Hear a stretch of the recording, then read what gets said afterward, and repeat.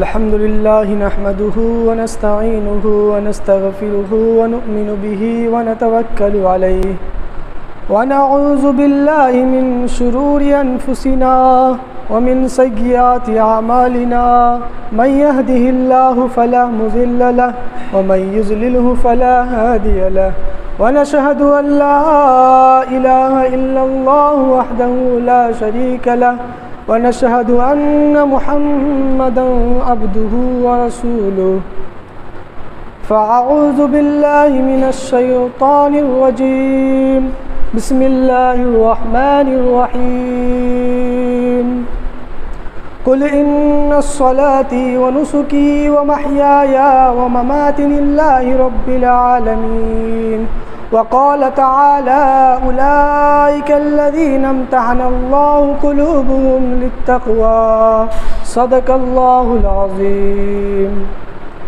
وقال النبي صلى الله عليه وسلم الحديث بخاري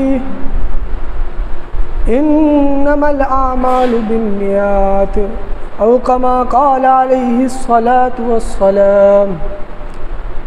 محترم حضرات، سامعین کرام اور میرے دینی بھائیوں، اللہ رب العزت کا بہت ہی بڑا کرم احسان ہوا کہ اللہ تعالیٰ نے ہم لوگوں کو تمام کاموں سے فارغ کر کے جمعہ جیسی مبارک دن میں ہمیں اپنے پاک گھر میں بلایا اور پھر دین کی کچھ باتیں سننے اور سنانے کا موقع فراہم فرمایا، یعنی موقع دیا۔ میں نے ابھی قرآن پاک سے چند آیات مبارکہ تلاوت کی ہے اور بخاری شریف کی ایک حدیث آپ لوگوں کے سامنے پڑھی ہے۔ میں آج محبت کے ٹاپک میں بات کروں گا، یعنی اللہ تبارک و تعالیٰ کی محبت اپنے بندوں کے لیے کتنی سی ہے، کس قدر ہے اور کیوں ہے،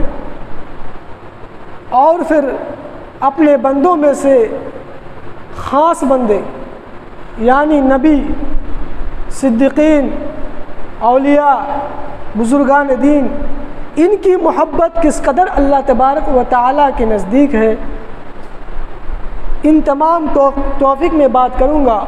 اسی لیے میں نے قرآن مقدس کی وہ آیات تلاوت کی ہے جس کے بارے میں اللہ رب العزت خود فرماتے ہیں کہ جب میں کسی بندے سے محبت کرتا ہوں، اولئک الذین امتحن اللہ قلوبہم للتقوی، کہ یہی وہ لوگ ہیں، اولئک الذین امتحن اللہ، کہ یہی وہ لوگ ہیں جن کے دلوں کو ہم نے تقوی سے خالص کر دیا۔ یعنی تقوی یعنی اپنا ڈر، اپنی محبت اور اپنی عنایت، اپنا لطف، اپنا کرم یعنی ان کے دلوں کے اندر ڈالا اور ان کے دل کو اپنی محبت کے لیے خالص کر دیا۔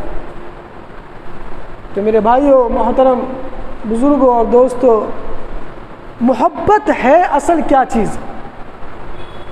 یہی وہ محبت ہے جو محبت حضرت ابراہیم علیہ السلام کو اللہ کی محبت یعنی اللہ تبارک و تعالیٰ کی محبت میں حضرت ابراہیم علیہ السلام نے حضرت اسماعیل علیہ السلام کو اللہ کے راہ میں قربان کر دیا، یعنی قربان کرنے کی حکم میں بالکل گامزن ہو گئے، بالکل کھڑے ہو گئے۔ تو میرے بھائی، محبت ہے کیا چیز؟ پہلے یہ سمجھ لیں کہ یہ محبت جو ہے، محبت کیا چیز ہے؟ تو محبت کی تین قسمیں ہیں، بعض جگہ چار بھی آیا ہے۔ ایک محبت ایمانی ہے اور ایک محبت، آج ہم محبت کے سلسلے میں بات کریں گے، اس کے بعد جو جمعہ آنے والا ہے اس میں جو ہے پھر قربانی کے ٹاپک میں بات کریں گے۔ تو میں عرض کر رہا تھا کہ محبت کی تین قسمیں ہیں۔ محبت ایمانی، قسم یعنی شکل، بھاگ جس کو کہتے ہیں۔ تو محبت کی تین قسم ہے، محبت ایمانی، محبت عقلی اور محبت طبعی۔ بعض جگہ جو ہے آیا ہے محبت شرعی بھی آیا ہے۔ تو میں عرض کر رہا تھا کہ محبت ایمانی ہے کیا، محبت عقلی ہے کیا، محبت طبعی ہے کیا؟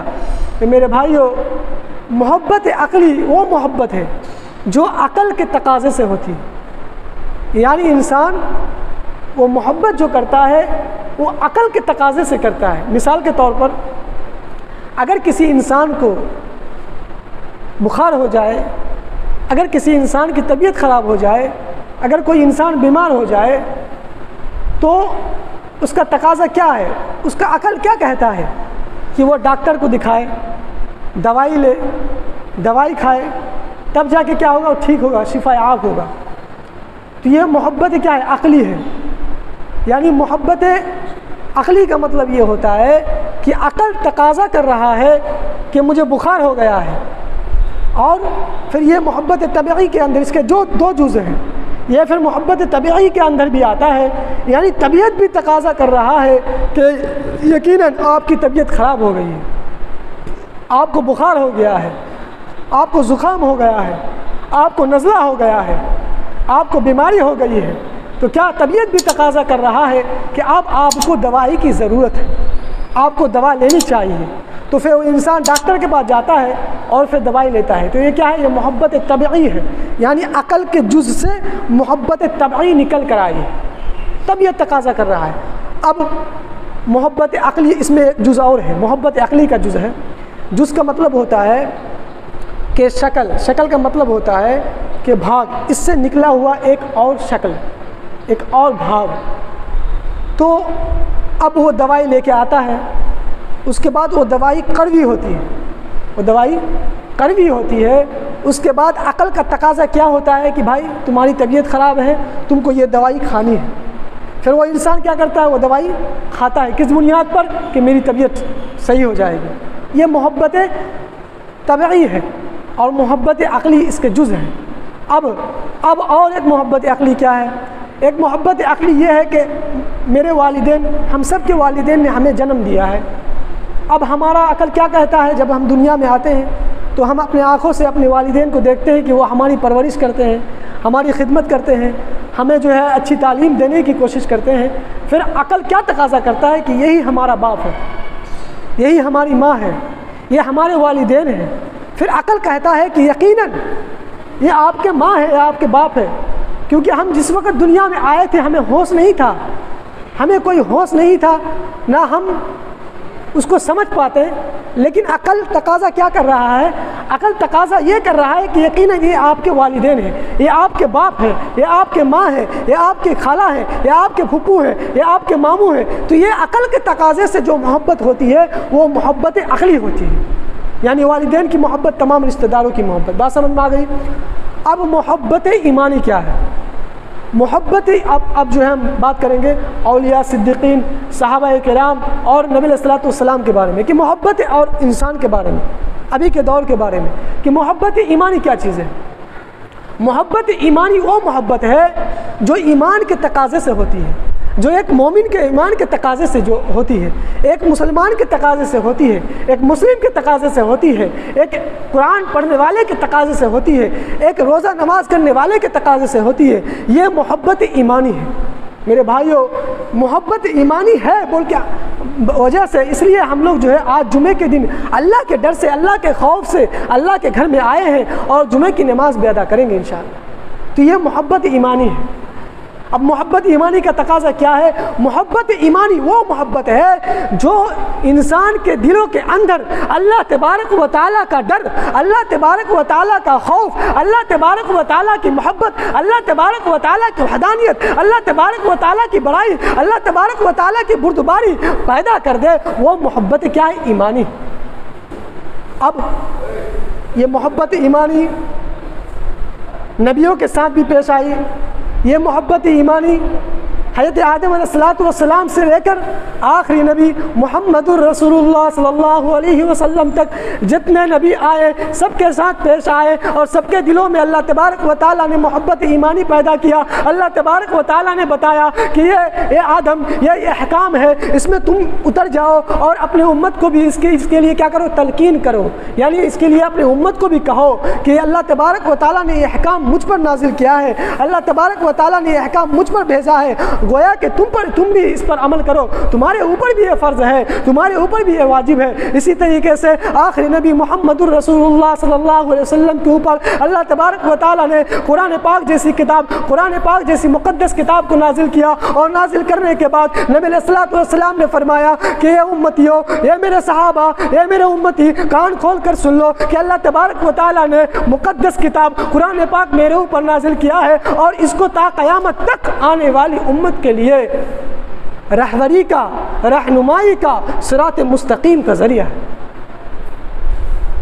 اسی لیے اللہ تبارک و تعالیٰ نے قرآن پاک میں فرمایا سورہ رعد کے اندر، اولئک الذین امتحن اللہ قلوبہم للتقوی، کہ یہی وہ لوگ ہیں جن کو دلوں کو ہم نے تقوی کے لیے، ڈر کے لیے، محبت کے لیے، اپنی محبت اللہ تبارک و تعالیٰ کی محبت کے لیے خالص کر دیا، یعنی خلاصہ کر دیا۔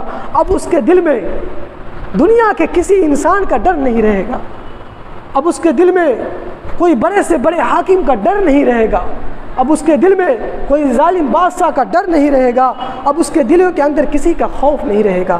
یہی وجہ ہے کہ یہ محبت ایمانی ہے کہ حضرت ابراہیم علیہ السلام کو اللہ تبارک و تعالیٰ کی یہی محبت ہے کہ اسماعیل علیہ السلام کو اللہ کی راہ میں قربان کرنے کے لیے تیار ہو گئے۔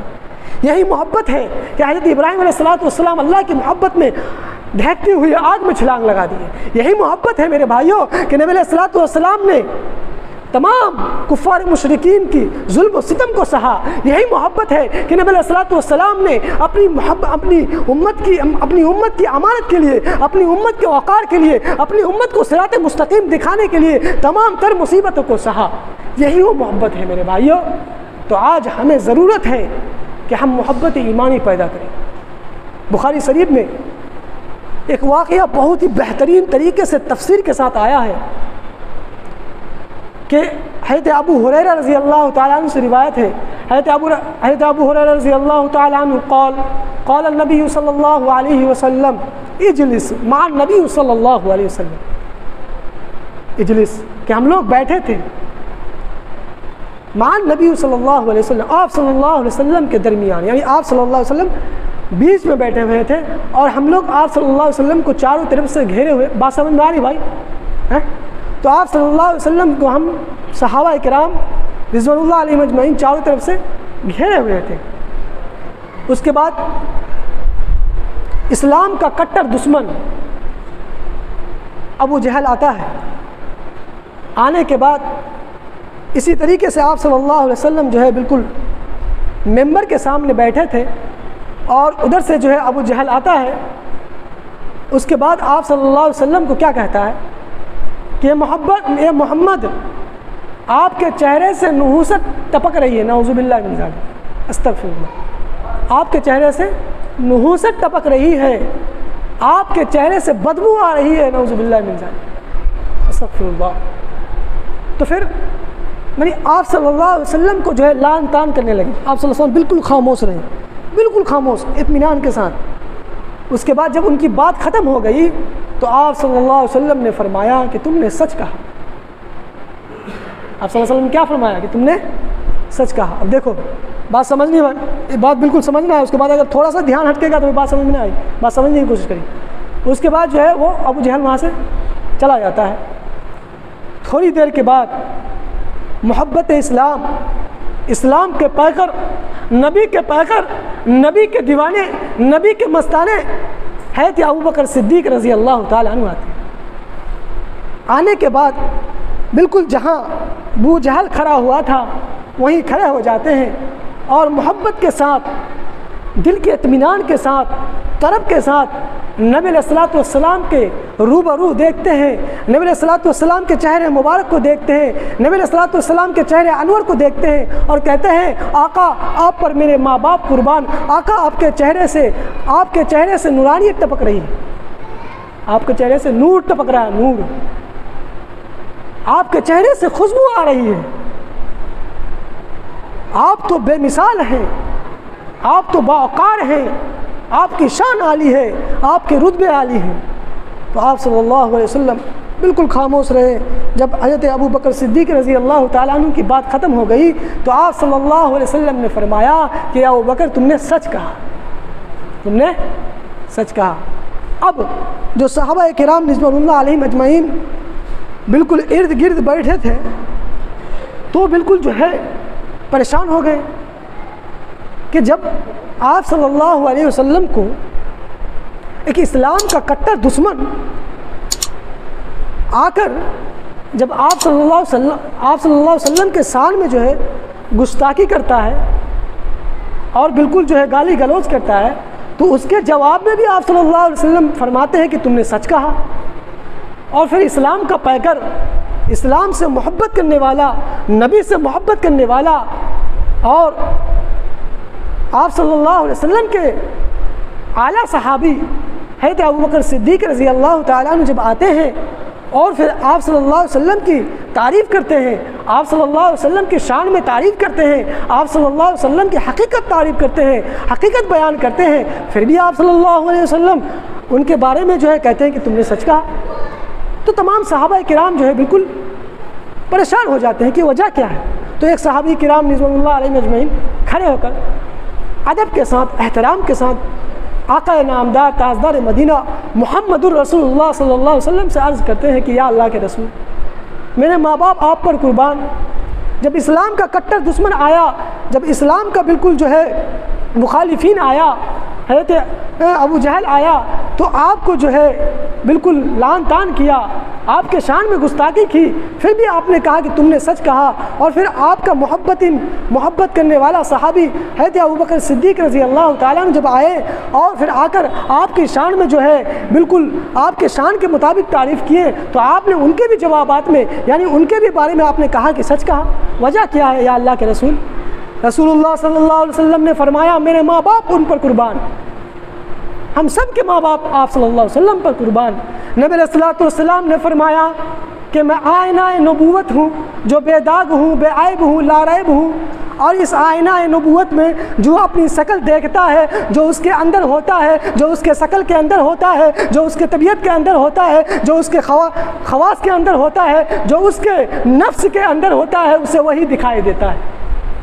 اب مثال کے طور پر اگر کوئی انسان آئینہ کے سامنے کھڑا ہو جائے، شیشہ کے سامنے کھڑا ہو جائے، اس کے چہرے میں اگر داغ لگا ہوا ہو تو اس کے چہرے میں وہ شیشہ میں کیا دکھے گا؟ داغ ہی نہ دکھے گا میرے بھائی، تو اس کو وہ داغ دکھائی دے گا۔ تو ابو جہل جو آ کر آپ صلی اللہ علیہ وسلم کی شان میں بے حرمتی کی، تو گویا کہ وہ تمام چیزیں کس کے اندر ہیں؟ ابو جہل کے اندر ہے۔ حضرت ابوبکر صدیق رضی اللہ تعالیٰ عنہ آپ صلی اللہ علیہ وسلم کے شان میں آ کر جو بڑائی کی، جو بزرگانہ الفاظ استعمال کیا، اللہ کے رسول کے شان میں جو اللہ کے رسول کی جو شان تھی اس کو بیان کیا، تب بھی آپ صلی اللہ علیہ وسلم نے کہا کہ تم نے سچ کہا۔ تو گویا کہ نبی علیہ الصلوۃ والسلام آئینہ نبوت ہے، اور ابوبکر صدیق رضی اللہ تعالیٰ عنہ جب آئینہ نبوت کے سامنے کھڑے ہوتے ہیں اور آئینہ نبوت کے سامنے کھڑے ہو کر جب اپنے آپ کو دیکھتے ہیں تو اسے کیا دکھائی دیتا ہے؟ اسے محبت دکھائی دیتی ہے، اسے انکساری دکھائی دیتی ہے، اسے نبوت دکھائی دیتی ہے، اسے قرآن دکھائی دیتی ہے، اسے کیا دکھائی دیتی ہے؟ اسے نور دکھائی دیتا ہے۔ تو میرے بھائیو، یہ کیا ہے؟ یہ محبت ایمانی ہے، یہ محبت ایمانی ہے۔ ہمیں چاہیے کہ ہم اپنے اندر محبت ایمانی پیدا کریں گے انشاءاللہ۔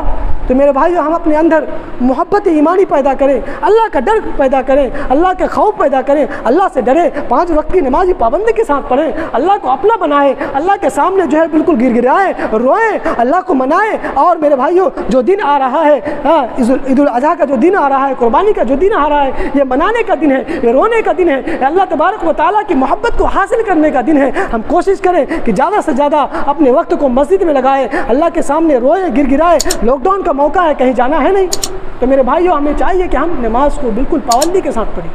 اللہ سے دعا ہے کہ اللہ تبارک و تعالی ہم لوگوں کو کہنے سننے سے زیادہ عمل کرنے کی توفیق عطا فرمائے۔ وما علینا الا البلاغ۔